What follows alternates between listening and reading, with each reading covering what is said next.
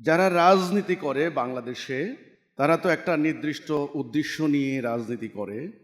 তারা আপনার প্রস্তাবিত তাওহীদ ভিত্তিক এই আধুনিক রাষ্ট্র ব্যবস্থার প্রস্তাব নেবে কেন? এই কথাটা খুবই গুরুত্বপূর্ণ।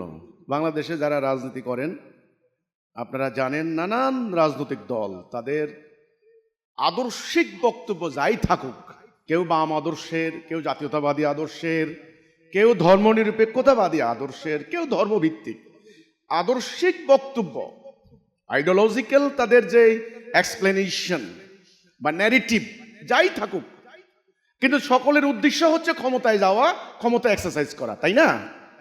পলিটিক্সের উদ্দেশ্য কিন্তু এখন এইটা। এখন আমি মনে করি এটা স্বীকার করেন আর না করেন, রাজনীতি হয়ে গেছে একটা শ্রেণীর ব্যবসা বাণিজ্য করার মতো অবস্থা। পোস্টারে লেখেন জনসেবা করার সুযোগ দিন। আরে ভাই, জনসেবা যদি হয়েই থাকে তাহলে নিজের দলের লোকদেরকে খুন করছেন কেন? তো যারা রাজনীতি করছেন আমি তাদের উদ্দেশ্যে বলতে চাই, তাওহীদ ভিত্তিক রাষ্ট্র ব্যবস্থা এতটাই আধুনিক, এতটাই যৌক্তিক, এতটাই প্রয়োজনীয়, এটা ছাড়া আগামী দিন আপনাদের বাঁচার কোনো পথ নাই। আপনারা যে রাজনীতি প্র্যাকটিস করছেন এটা শত্রুতা বৃদ্ধি করেছে, এটা হানাহানি জন্ম দিয়েছে, এটা রেষারেষি সৃষ্টি হয়েছে। সামান্য একটা পদের জন্য নিজের দলের লোকদেরকে নিজেরা খুন করছেন।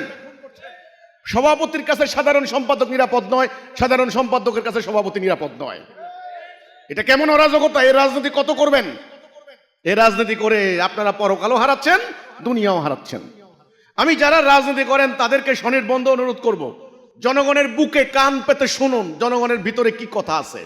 জনগণ কিন্তু যারা রাজনীতি করেন, আমি সবার কথা বলছি না, দু চারজন ভদ্রলোক থাকতে পারেন, রাজনীতি যারা করেন, এই যে সামনে নির্বাচন আসছে, আপনি চিন্তা করতে পারবেন না, ওয়াদা অঙ্গীকার, এই করব ওই করব ওই করব, মানে বাংলাদেশটাকে স্বর্গ বানিয়ে দেবে, স্বর্গ বানিয়ে দেবে। সোজা কথা, এক কথায় বলতে গেলে আমরা এই করব, আমরা ওই করব, এর এই অধিকার দিব, ওরে স্বর্গে নিয়ে যাব, ওরে জান্নাতুল ফেরদাউসে ঢুকাই দিব, এই শুরু স্টার্ট।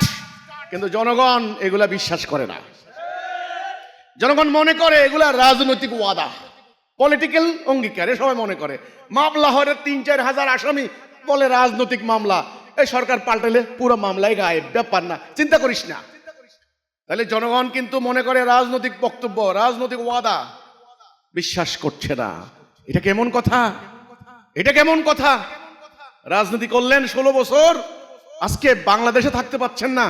আবার যারা এখন যাদেরকে তাড়িয়েছেন রাজনীতি করছেন, তারা আবার বাহিরের তলোয়ার ধারাচ্ছে। তলোয়ার না ধারাক, অন্তত প্রস্তুতি নিচ্ছে কিভাবে মাঠে ইন করা যায়। একবার যদি ওরাই ইন করতে পারে তাহলে এদের কি অবস্থা হবে? এরা জানে না, এদের কর্মীরাও জানে, এদের নেতারাও জানে। যাদেরকে আমরা তাড়িয়েছি তারা আবার ঢুকতে পারলে আমাদের খবর আছে। অনেকে সেফ এক্সিটের কথা বলছেন। সেজন্য আমি বলতে চাই, বাংলাদেশে যে রাজনীতি চলছে এটা ব্রিটিশ আমলের ঔপনিবেশিক যুগের রাজনীতি।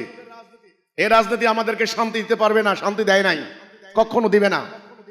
এই রাজনীতি প্রত্যাখ্যান করুন, তাওহীদ ভিত্তিক রাষ্ট্র ব্যবস্থার প্রস্তাবটা মেনে নিন, আপনারা সম্মানিত হবেন।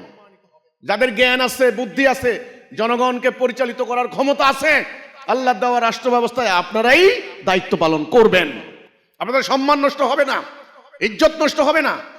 আমি পরিষ্কার করে বলতে চাই, আজকে বাংলাদেশটা একটা সিন্ডিকেটের কবলে পড়েছে। একটা সিন্ডিকেট, ব্যবসায়ী একটা সিন্ডিকেট, আমলা একটা syndicate, civil military bureaucratic elite একটা সিন্ডিকেট। জায়গায় জায়গায়, ঢাকা রাজধানীতে কিছু লোক এই সিন্ডিকেট পুরো 18 কোটি মানুষকে তারা জিম্মি করেছে। আপনারা, এই জন্য আমি বলি, এই রাজনৈতিক দল যারা করছেন, এই রাজনীতি আপনাদেরকে জান্নাত নিতে পারবে না। এই গ্যারান্টি কেউ দিতে পারবে না যে এই রাজনীতি করলে আমরা জান্নাত যাব। কিন্তু আপনারা জান্নাত চান, আপনারা পরকালে মুক্তি চান, মানুষের শান্তি চান।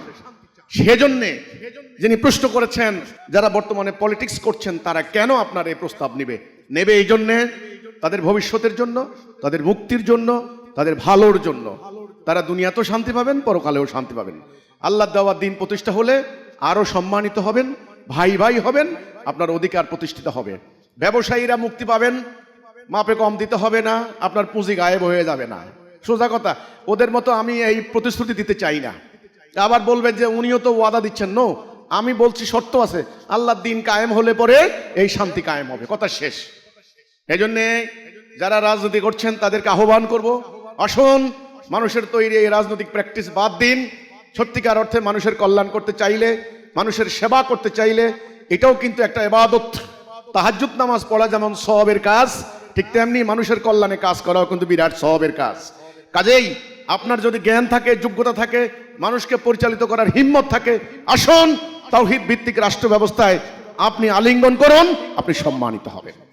হয়তো যিনি আজকে মেয়র আছেন, চেয়ারম্যান আছেন, বাজার কমিটির সভাপতি আছেন, তিনি হয়তো মনে করছেন ইসলাম প্রতিষ্ঠা হলে আমার ক্ষমতা থাকবে না। না, আপনার ক্ষমতাই হবে সবচেয়ে বেশি, তবে সেটা ন্যায়ের পক্ষে, সত্যের পক্ষে।